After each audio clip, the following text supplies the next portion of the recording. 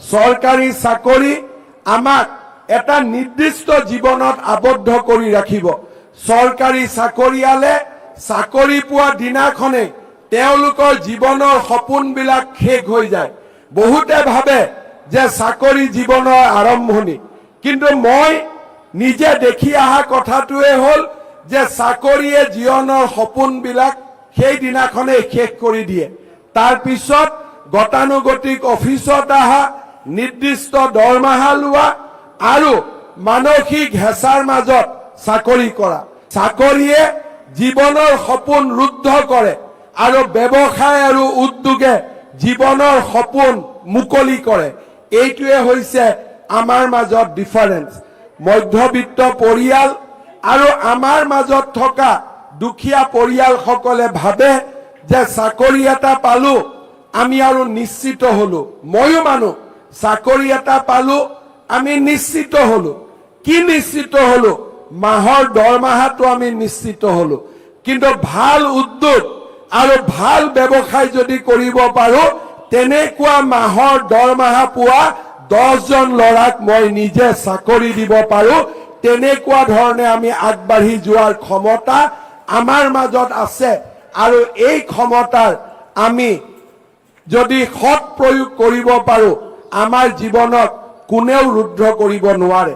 শ্ৰদ্ধাৰ যুৱক যুৱতী বন্ধু বান্ধৱীসকল, মই যদিও চাকৰিৰ প্ৰসংগটো আনিছো, মই অনুৰোধ কৰিম আপোনালোকৰ মনত, আপোনালোকৰ বুকুত ইমান সাহস আছে, আপোনালোকে জব চিকাৰৰ পৰিৱৰ্তে জব গিভাৰ হোৱাৰ বাবে চেষ্টা কৰক।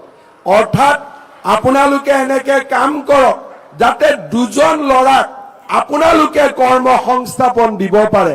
চৰকাৰী চাকৰি আমাক এটা নিৰ্দিষ্ট জীৱনত আবদ্ধ কৰি ৰাখিব।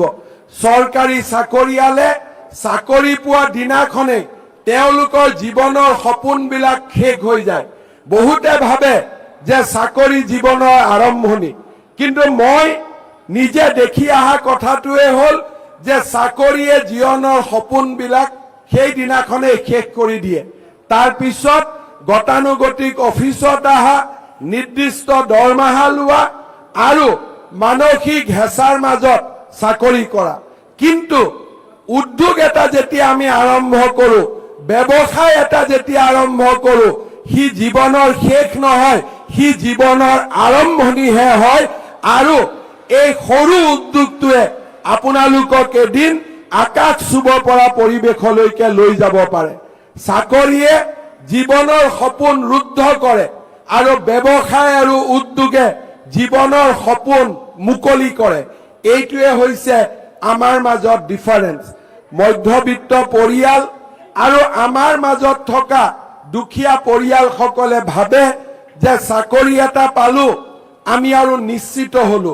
ময়ো মানো চাকৰি এটা পালো আমি নিশ্চিত হলো। কি নিশ্চিত হলো? মাহৰ দৰমহাটো আমি নিশ্চিত হলো। কিন্তু ভাল উদ্যোগ আৰু ভাল ব্যৱসায় যদি কৰিব পাৰো, তেনেকুৱা মাহৰ দৰমহা পোৱা 10 জন ল'ৰাক মই নিজে চাকৰি দিব পাৰো।